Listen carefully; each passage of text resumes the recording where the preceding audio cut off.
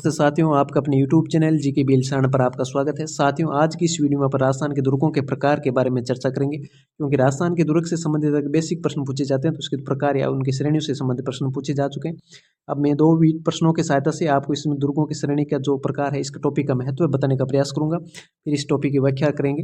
इसमें अगर अपन पहला प्रश्न देखें, वीडियो को शुरू करने से पहले चैनल को सब्सक्राइब करें, वीडियो को लाइक करें, अपने दोस्तों के साथ शेयर करें। आज पहला प्रश्न देखें, निम्नलिखित में से कौन सा दुर्ग धानवंत श्रेणी में रखा गया। ये वीडियो मेंस के एग्जाम में पूछा जा चुका 2022 में। ऑप्शन अपने सामने चित्तौड़गढ़ दुर्ग, गागरोन दुर्ग, मेहरानगढ़ दुर्ग और सोनारगढ़ दुर्ग। इसमें अपना सही आंसर रहेगा सोनारगढ़ दुर्ग। मरुस्थलीय दुर्ग होता है वो होता है धानवंत दुर्ग की श्रेणी में आता है। ये सोनारगढ़ दुर्ग जैसलमेर का दुर्ग है, ये मरुस्थलीय दुर्ग की श्रेणी में आता है। एक दूसरा प्रश्न है अपने सामने, राजस्थान के किस किले को जल दुर्ग की श्रेणी में रखा जा सकता है। तो इसमें पटवार 2018 में, RS प्री में, एग्रीकल्चर ऑफिसर में और असई 2021 में प्रश्न पूछा जा चुका है। ऑप्शन अपने सामने कुंभलगढ़, मेहरानगढ़, गागरोन और नागौर दुर्ग। इसमें अपना सही ऑप्शन होगा गागरोन। अब इन दो प्रश्नों के माध्यम से आप समझ चुके हैं कि इसमें टॉपिक का कितना महत्व है। ये टॉपिक जो कि राजस्थान के दुर्ग से संबंधित प्रश्न पूछे जाते हैं उसमें सामान्यतः बेसिक प्रश्न यहाँ से उठाया जाता है, और ये कई बार अपन कोई ये प्रश्न इसको भी सही नहीं कर पाते। तो अब इस वीडियो में अपन देखेंगे दुर्गों के प्रकार और उनकी श्रेणियों के बारे में देखेंगे।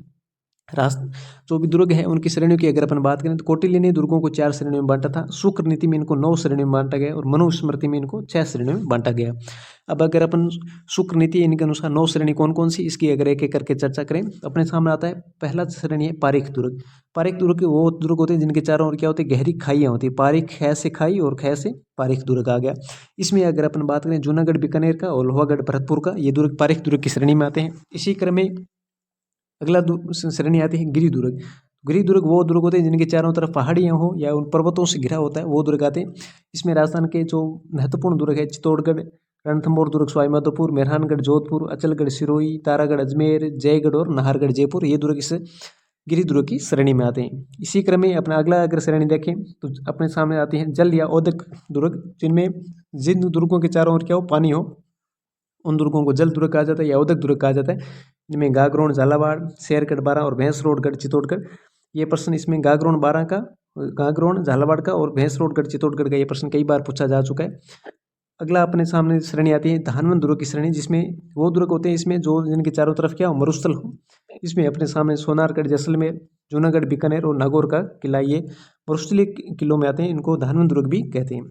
अगला श्रेणी आती है अपने सामने, अगला प्रकार दुर्गों का एरण दुर्ग। एरण दुर्ग वो दुर्ग होते हैं जिनके चारों तरफ जो मार्ग आते हैं वो कांटों से हो या कंटीले मार्ग हो या पहाड़ी नुमा मार्ग हो, वो दुर्ग होते हैं, उनको एरण दुर्ग कहा जाता है। इसमें चित्तौड़गढ़ का दुर्ग और जालौर का किला है, ये एरण दुर्ग की श्रेणी में आते हैं।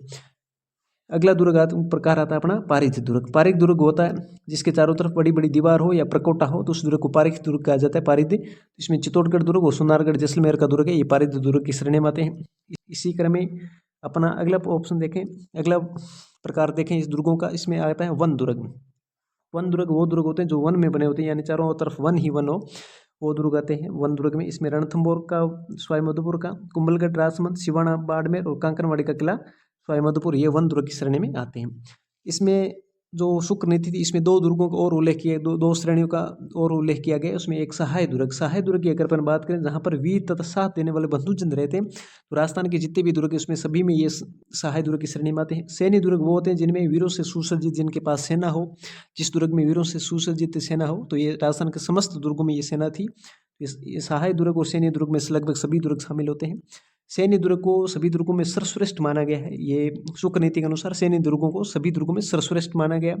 इसी क्रम में अपना अगला कुछ अन्य प्रकार देखते हैं जो कि शुक्र नीति में उनका उल्लेख नहीं किया गया, लेकिन अपने राजस्थान के दृष्टिकोण से, राजस्थान की पृष्ठभूमि से ये दुर्ग महत्वपूर्ण हो जाते हैं। जिस मैदानी दुर्ग की बात करें तो मैदानी दुर्ग वो होते हैं जो समतल मैदानी भूमि पर बना हुआ दुर्ग हो, जैसे लोहागढ़, भरतपुर, जूनागढ़, बीकानेर, धारदारागढ़, चोमू, जयपुर का दुर्ग है, ये मैदानी दुर्ग की श्रेणी में आते हैं क्योंकि समतल भूमि पर बने।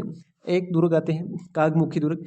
कागमुखी दुर्ग से इसका एक ही उदाहरण है, आगे से संकड़ी और पीछे से चौड़ी पहाड़ी पर जो दुर्ग बना होता है, ये मेहरानगढ़ जोधपुर का है, तो ये दुर्ग कागमुखी की श्रेणी में आता है। और एक आता है छाजमुखी दुर्ग। छाजमुखी में आगे से चौड़ी और पीछे से संकड़ी पहाड़ी पर जो दुर्ग बना होता है, इसमें दौसा का किला ये आता है। तो ये 2 इंपॉर्टेंट हो जाते हैं क्योंकि कागमुखी और छाजमुखी दुर्ग जो कि इनका शुक्र नीति में उल्लेख नहीं किया गया, लेकिन ये राजस्थान की पृष्ठभूमि या दृष्टिकोण से ये महत्वपूर्ण दुर्ग बन जाते हैं, एक मैदानी दुर्ग वाला। अगर अपन बात करें अब राजस्थान में सर्वाधिक दुर्ग कौन से जिले में, तो इसमें जयपुर अपना ऑप्शन सही रहेगा। भारत में अगर अपन बात करें राजस्थान का तीसरा स्थान है भारत में अगर अपन दुर्गों की दृष्टि संख्या की दृष्टि देखें तो पहले स्थान पर महाराष्ट्र है, दूसरे पर एमपी है और तीसरे स्थान पर राजस्थान है। उम्मीद है आपको वीडियो पसंद आएगा। वीडियो को अपने दोस्तों के साथ शेयर करें, चैनल को सब्सक्राइब जरूर करें। Thank you.